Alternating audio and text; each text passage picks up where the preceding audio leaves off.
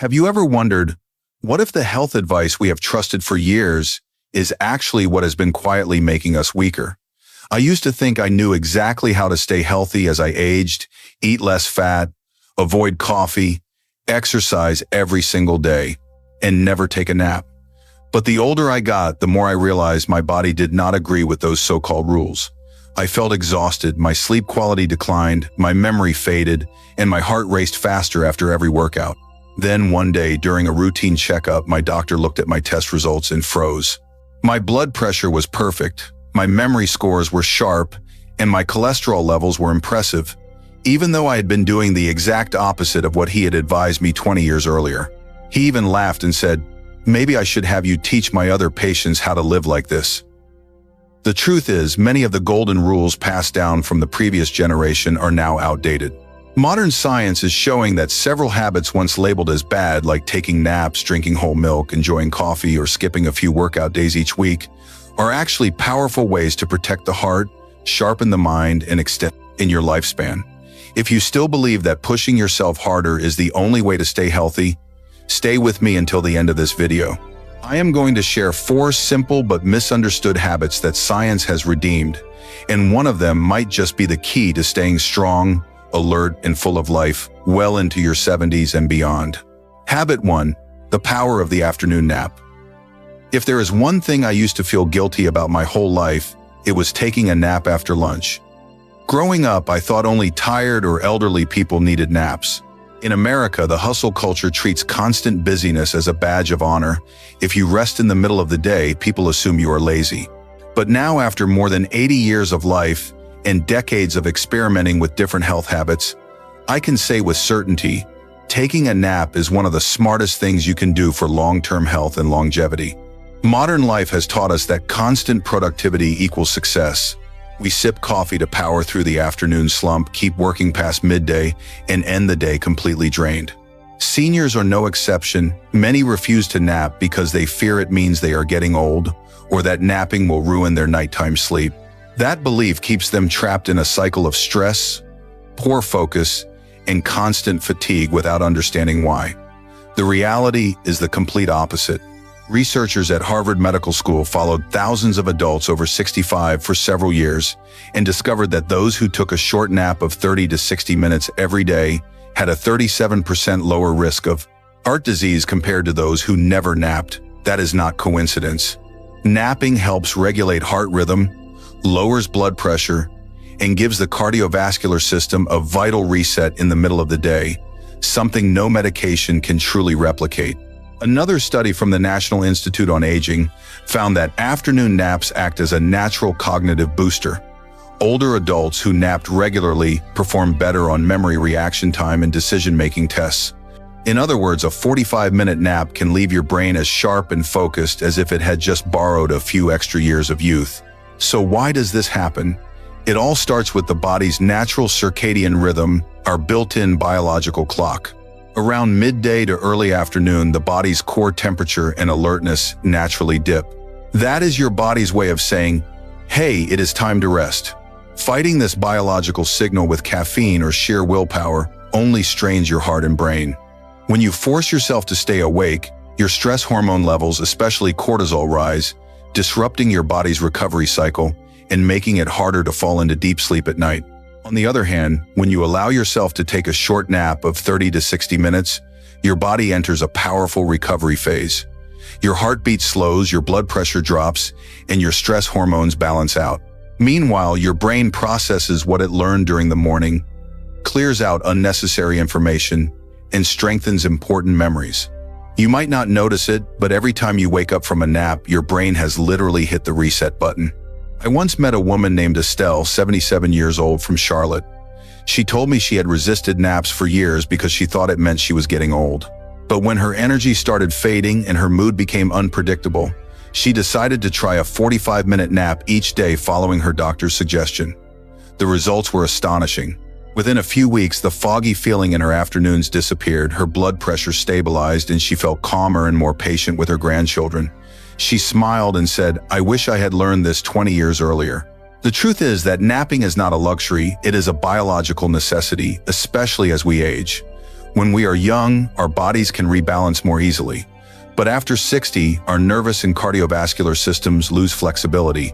A short midday nap becomes a form of natural medicine, helping the body recover faster, lowering the risk of stroke and improving focus. In fact, a study from Cambridge University found that people who nap regularly maintain greater brain volume, meaning their brains age more slowly than those who never nap. Of course, not all naps are created equal. I used to lie down for 90 minutes and wake up groggy and heavy-headed, wondering why I felt worse. Later, I learned that the ideal nap should last no less than 30, but no more than 60 minutes.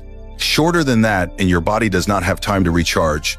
Longer than that, and you slip into deep sleep, which makes waking up unpleasant. The best window is between 1 and 3 o'clock in the afternoon, when your energy naturally dips. Napping earlier can disrupt digestion, and napping too late can make nighttime sleep harder. The environment matters too. Do not nap in front of the television or in a bright room. Find a quiet, cool space, dim the lights, or pull the curtains to create gentle darkness. Use a small pillow and a light blanket to help your body relax. If you worry about oversleeping, set an alarm for 45 minutes. When you wake up, do not jump out of bed immediately. Take a moment to stretch and breathe deeply before getting up. Some people tell me they simply cannot fall asleep during the day, no matter how hard they try. I always tell them, that is perfectly fine. Just lie still, close your eyes and breathe deeply. Even without falling asleep, the act of resting allows your heart and brain to recover. It is like restarting your phone. Just a short pause makes everything run smoother again. One thing most people overlook is that the benefits of napping build up over time. Like exercise, consistency matters. One nap might make you feel refreshed for the day, but weeks or months of regular napping can significantly reduce heart risks, sharpen memory, and support longevity. Your body remembers rest the same way it remembers training. It rewards you with strength and clarity. I know many people still feel guilty for lying down during the day. They fear being judged as lazy or weak. But let me say this clearly, napping is not a sign of aging. It is a sign of wisdom. Listening to your body is something many younger people have not yet learned. Do not let the culture of constant busyness rob you of your clarity and calm. Looking back, I realized the simplest habits often turn out to be the most powerful. The afternoon nap is a perfect example. It costs nothing, requires no special equipment, and no advanced skill, just permission to rest. Yet its effects can outperform many expensive supplements. Every time I nap, I do not see it as indulgence. I see it as an investment in my future self. So if you are in your 60s, 70s, or beyond, stop seeing naps as a guilty pleasure. Think of them as your daily maintenance session, where your heart recharges, your brain reorganizes, and your spirit rejuvenates. And if someone teases you for sleeping too much, just smile and say, I am not sleeping, I am extending my lifespan. Do not wait until your body forces you to stop. Start today.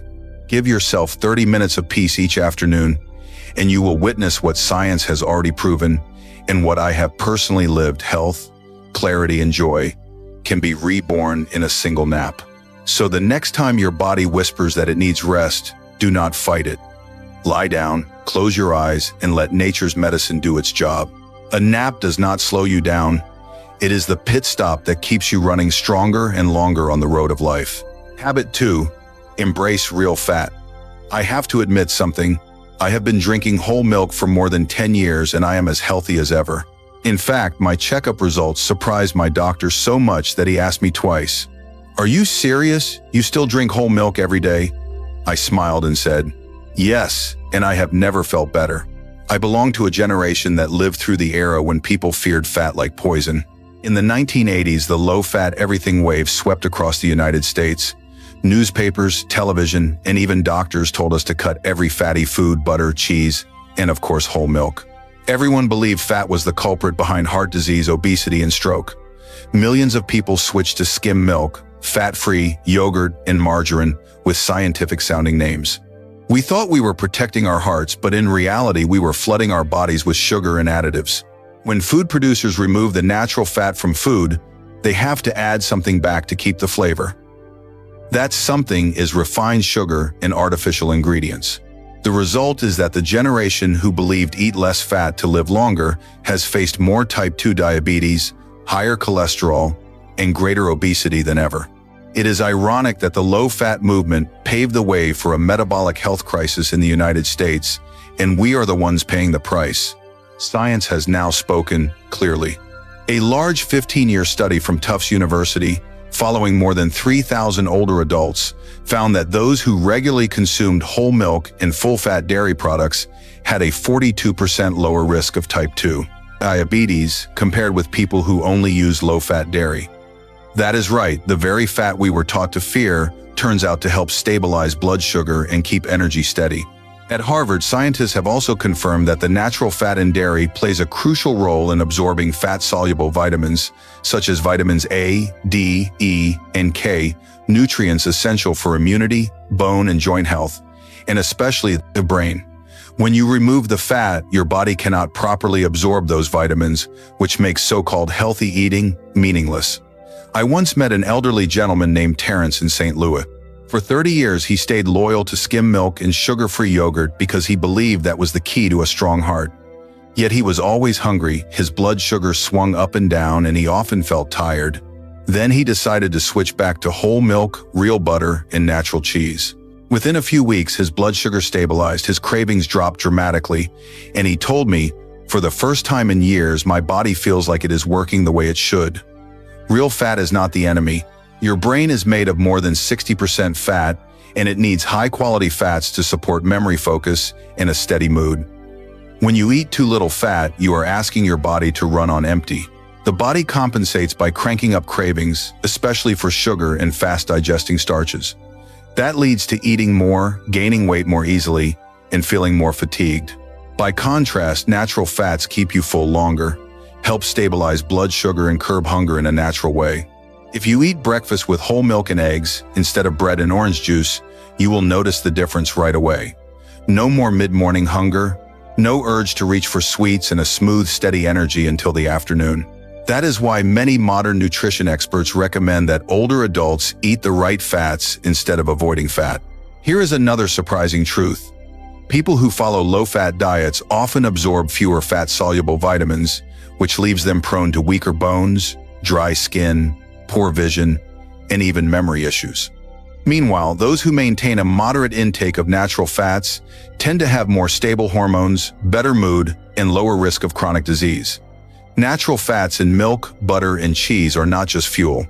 They are the raw materials your body uses to make sex hormones, maintain muscle, and protect the cardiovascular system. If you were taught that dietary cholesterol is a villain, it is time for an update. Many recent studies show that cholesterol in foods such as eggs, milk, and butter has very little impact on blood cholesterol for most people.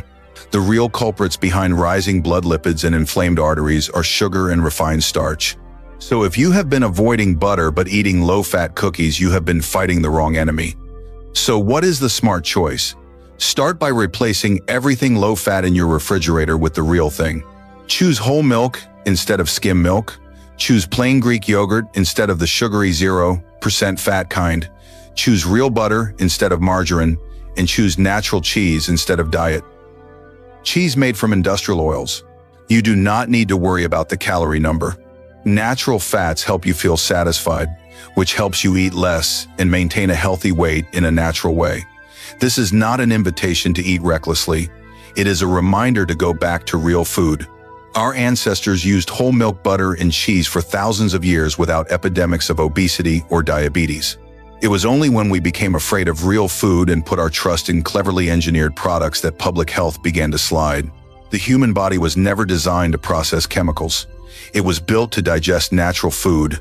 One lesson I have learned after 83 years is this: sometimes to move forward, we need to go back to what is simple and original. I am no longer haunted by calorie counts or big low-fat labels on packages. Now I ask only one question.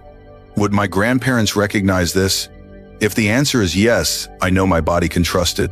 Looking back, I realized that for many years, the things I used to feel guilty about, like pouring a little real cream or savoring a piece of rich cheese, have actually made me healthier. As with so many things in life, balance is the key. A modest amount of real fat each day supports a bright mind, a strong heart, and a stable mood. That is not just my opinion.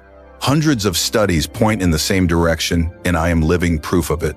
So if you still feel nervous while pouring whole milk into your glass this morning, remember this fat does not make you fat. Fake food ruins your health. Go back to foods that are real, natural, and simple, the things our grandparents trusted and that the human body was designed to use. Sometimes to live healthy and long, you do not need a magic formula. You just need to stop being afraid of what is natural. Habit 3. Drink coffee guilt-free. For decades, coffee was treated like a villain in the world of health. People believed that this dark drink would raise blood pressure, make the heart race, and wreck sleep. I remember the 1980s clearly when health magazines were filled with headlines saying, "Give up coffee if you want to live long." Millions of Americans woke up each morning afraid to touch the beverage they loved. Looking back, I can only smile. People were afraid of the wrong thing. Coffee is not the enemy. It is a loyal companion to your brain. I am 83 years old and I drink coffee every day, sometimes 3 cups, sometimes 4. Not decaffeinated coffee, but real coffee, fragrant, full, and energizing. When people ask me how I keep my mind sharp, I do not hesitate. 1 cup in the morning, 1 after lunch, and sometimes a small one while chatting with friends. Some people frown and say, "Coffee is bad for your heart." I just smile. Then why am I alert, healthy, and able to remember my lab results better than ever? Now scientists have weighed in, and the truth surprises many. A study from Johns Hopkins University that followed tens of thousands of older adults for years found that people who drink 3 to 5 cups of coffee per day have a 65% lower risk of Alzheimer's disease than those who rarely drink it. Not only that, regular coffee consumption is linked to lower risk of type 2 diabetes, fatty liver disease, Parkinson's disease, and even liver cancer. Those numbers are enough to change how we see this drink. What makes coffee so special? The secret lies in more than 1,000 bioactive compounds in every cup. Among them is caffeine, a gentle stimulant that boosts focus, sharpens reaction time, and lifts mood. But caffeine is only the tip of the iceberg. Much of coffee's power comes from hundreds of potent antioxidants that neutralize free radicals, the unstable molecules that damage cells and accelerate aging. When you drink coffee, you are not just waking up. You are giving your nervous system a protective shield against damage and inflammation. Science also shows that caffeine helps prevent the formation of toxic proteins in the brain, including the amyloid plaques associated with Alzheimer's disease and memory decline. A study in the Journal of Alzheimer's Disease found that caffeine triggers a protective cascade in the brain that reduces the buildup of these proteins while improving blood flow to brain tissue. In other words, each cup of coffee is like a mini workout for your neurons. The benefits do not stop at the brain. Coffee also quietly protects your liver and heart. Multiple studies show that regular coffee drinkers have a markedly lower risk of chronic liver disease. Some research suggests reductions approaching 70% and significantly lower risks of cirrhosis and liver cancer. Caffeine and polyphenols in coffee help the liver process toxins more efficiently and calm the low-grade inflammation that drives many chronic illnesses. I once knew a woman named Laverne, 79 years old, from Detroit. She was so afraid of coffee that for nearly 20 years, she drank only herbal tea. When she began noticing forgetfulness, she read about coffee's cognitive benefits and decided to try it. After a few months of drinking 3 cups a day, her cognitive test scores improved clearly. She told me she could read for hours without getting sleepy, felt more alert, and even felt younger because each morning began with the aroma of coffee filling her home. Of course, as with everything in life, how you drink it makes all the difference. Drinking coffee the right way is very different from just drinking coffee to stay awake. If you drown it in sugar, artificial creamers, or flavored syrups, you turn a superfood into a sugar bomb. The best choice is plain coffee with little or no sugar. If you wish, add a splash of real milk or real cream. I drink black coffee in the morning and a small milk coffee at noon. Timing matters too. Caffeine can stay in your system for up to 6 hours, so if you drink it too late in the day, it may disrupt your sleep. I usually stop after 2 o'clock in the afternoon. That is late enough to enjoy steady energy without lying awake at night. And if you think decaffeinated coffee is the safer option, consider this: most decaffeination methods use solvents and strip away many of the beneficial antioxidants, the very compounds that make coffee so good for your brain. One of the biggest myths is that coffee causes heart disease. The truth is that many of those older studies are outdated. They were conducted when people often smoked cigarettes while drinking coffee, which distorted the results. Modern research from Harvard Medical School indicates that coffee does not raise heart disease risk and may even slightly lower blood pressure and improve blood vessel function. For older adults, that matters a great deal. Every time I nap, I do not see it as indulgence. I see it as an investment in my future self. So if you are in your 60s, 70s, or beyond, stop seeing naps as a guilty pleasure. Think of them as your daily maintenance session where your heart recharges, your brain reorganizes, and your spirit rejuvenates. And if someone teases you for sleeping too much, just smile and say, "I am not sleeping, I am extending my lifespan." Do not wait until your body forces you to stop. Start today. You can also start with 1 small cup a day and increase gradually as your body allows. The goal is not to drink as much as possible. The goal is to drink regularly and correctly. Here is another bonus: coffee contains virtually no calories. If you drink it black, you add almost no energy at all, yet you gently stimulate metabolism, which means you are burning fat even while reading the morning news. Many older adults who add coffee to their routine notice easier weight control, better mood, and improved exercise performance. To me, coffee is not just a beverage, it is a mental ritual. Each morning I brew it by hand, breathe in the aroma, filling the kitchen, and take a few quiet minutes to think about the day. It is not just a habit, it is a brief meditation that primes my mind, calms me, and helps me feel connected to myself. Science has a name for this ritual-induced calmness. A study in the Journal of Alzheimer's Disease found that caffeine triggers a protective cascade in the brain that reduces the buildup of these proteins while improving blood flow to brain tissue. In other words, each cup of coffee is like a mini workout for your neurons. The benefits do not stop at the brain. Coffee also quietly protects your liver and heart. For me, it is therapy for the soul in a single cup. The best part is that coffee's benefits accumulate over time. The more consistently you enjoy it, the more protection your body receives in the long run. It is like planting a tree. Every cup waters the brain, the heart, and the liver. By the time you are in your 80s, when many people complain about fading memory, you may still be able to list the names of your high school friends. Perhaps it is genetics. Perhaps it is coffee. It is printed on t-shirts, painted on gym walls, and treated like the motto of disciplined people. But at the age of 83, my body wants to answer with one line: try living inside this body, and then we can talk. I have learned the hard way that rest is not weakness. It is an essential part of smart training. For many years, I made the same mistake millions of others make. I believed the more I exercised, the healthier I would be.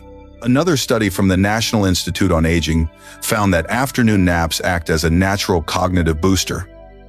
Older adults who napped regularly performed better on memory, reaction time, and decision-making tests. In other words, a 45-minute nap can leave your brain as sharp and focused as if it had just borrowed a few extra years of youth. So, why does this happen? It all starts with the body's natural circadian rhythm, our built-in biological clock. It was the result of never giving them a chance to recover.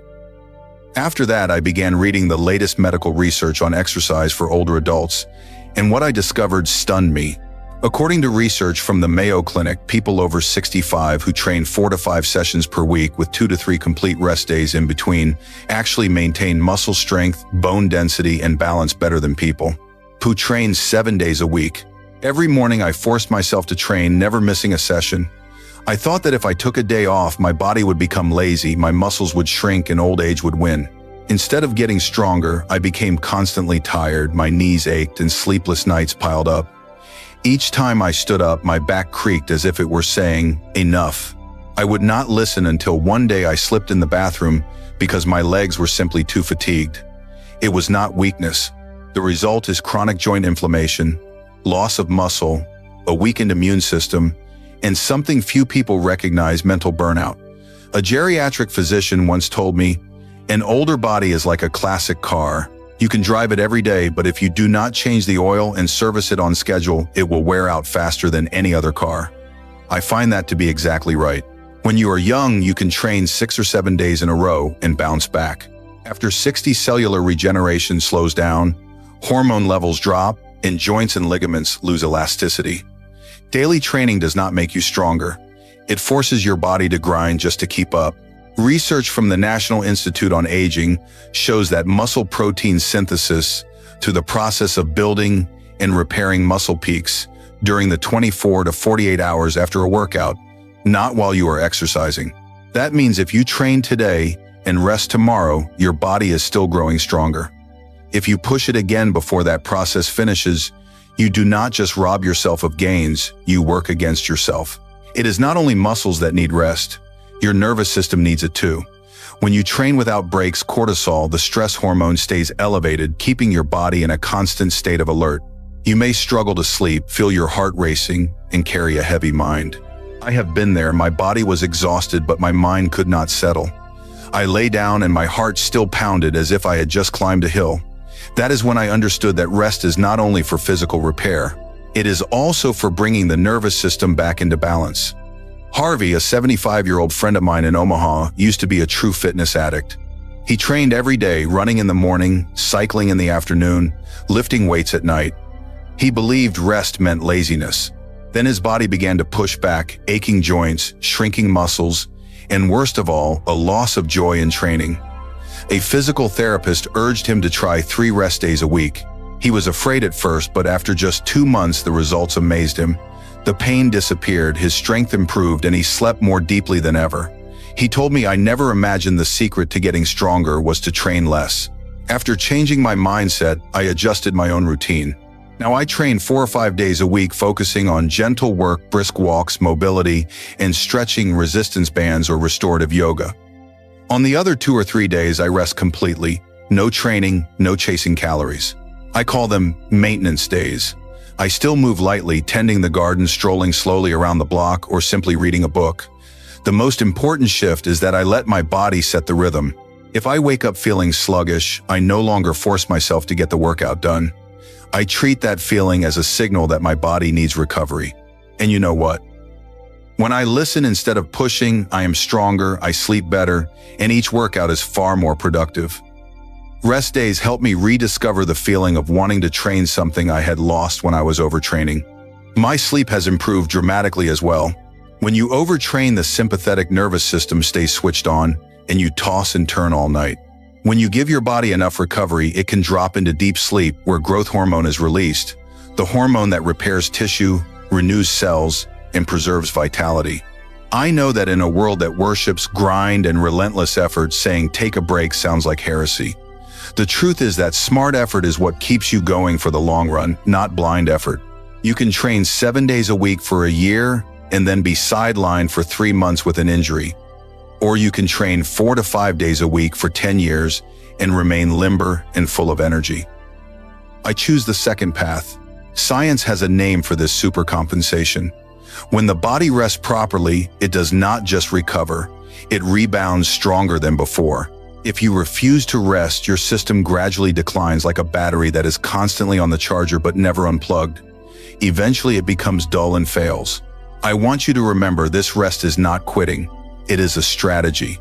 When you give your body time to heal, you are investing in your future years. Each rest day is not the loss of a workout. It is an extra layer of protection for your heart, your joints, and your brain. Looking back, I see the irony. At 60, I trained more than ever and felt worse than ever. Now at 83, I train less and feel stronger. Real strength does not come from forcing your body to do more. It comes from knowing when to stop. If you are reading this and you feel drained, achy, or unmotivated, that is not a sign that you are getting weaker. It is your body saying, "Give me a break." Listen to it. Caffeine can stay in your system for up to 6 hours, so if you drink it too late in the day, it may disrupt your sleep. I usually stop after 2 o'clock in the afternoon. That is late enough to enjoy steady energy without lying awake at night. And if you think decaffeinated coffee is the safer option, consider this.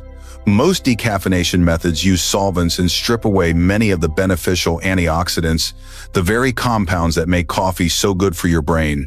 So if you still feel nervous while pouring whole milk into your glass this morning, remember, this fat does not make you fat. Fake food ruins your health. Go back to foods that are real, natural, and simple, the things our grandparents trusted and that the human body was designed to use. Sometimes to live healthy and long, you do not need a magic formula. You just need to stop being afraid of what is natural. Those 4 habits that seemed wrong, short naps, whole milk, dairy, real coffee, and proper rest, turn out to be 4 pillars that keep the body healthy, the mind clear, and the heart resilient. Each one is supported by strong research from Harvard, Tufts, Johns Hopkins, and the Mayo Clinic world-class medical institutions. These are not folk tricks or internet trends. They are evidence-based practices proven over time. I am not sharing this to pressure you to change everything at once. You may be surprised to find that after just a few days of rest, your energy returns, your mind clears, and your body feels renewed. Remember this, you are not getting old because you rest. You decline because you do not know how to rest. Schedule your body the way you schedule your work. Build in empty days to recover, refuel, and extend your health span. I have always believed that rest is wisdom. You do not grow in the gym. You grow in the quiet moments afterward. If you have followed along to this point, you have probably noticed something important. Many of the things we once believed about health are not true. For years, the medical world encouraged us to avoid fat, give up coffee grind without rest, and treat the afternoon nap as a sign of weakness. Modern science and the lived experience of thousands of older adults like me has shown the opposite. Ask them, which one of these 4 surprised you the most? Sometimes a single conversation is enough to change how someone views aging. Age is not a sentence. It is a new chapter where you get to rewrite the rules, your rules. You do not need to do more. You need to be smarter. As I often tell my grandchildren, healthy aging is not about doing more. It is about doing smarter. And sometimes the best medicine is the one your grandmother already knew. So slow down a little. Listen to your body more. Let your later years become the most meaningful time in your life. Write your own rules with understanding, with peace, and with a warm cup of coffee in your hand.